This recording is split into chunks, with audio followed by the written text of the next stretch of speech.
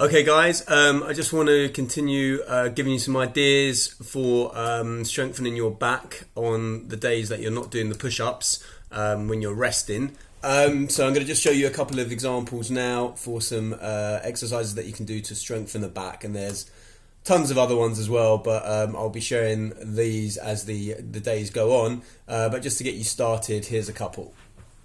So one of the ones nice and simply that you can do is come into all fours, knees underneath the hips, shoulders, elbows, wrists in a line.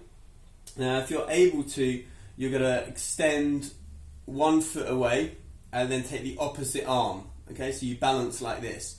Then take small micro pulses up and down. Now what I like to suggest in my classes is that you're not just bending upwards, but you're stretching away. So the toe and the foot are pointing away from each other.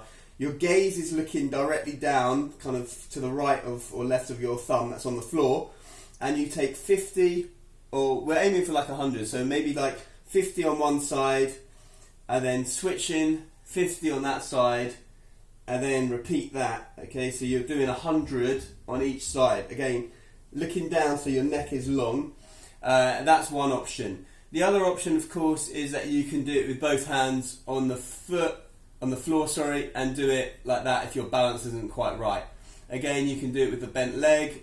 That's going to do something slightly different. Other options with this one, what I like to teach sometimes, is where you take the foot out and the arm out, but then you take it to an angle, like 45 degrees, and then you do the same thing that way.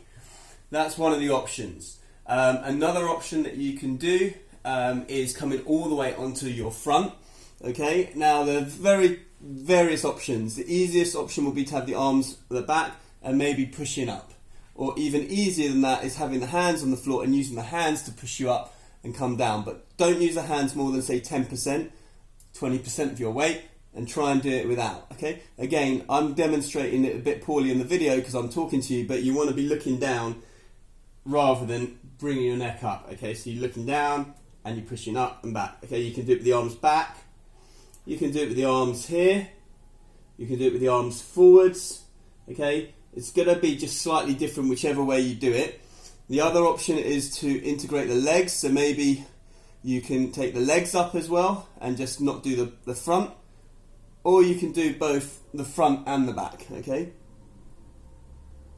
in any which way you want. The alternative, of course, is if that's all quite tough, is just taking one leg up at a time.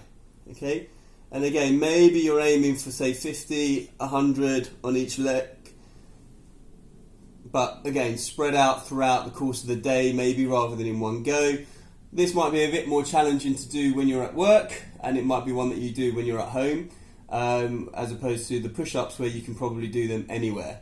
So that's all for now in terms of the back exercises that you might want to do on your off days. As I think of some more ones, I'll post those in the group as well.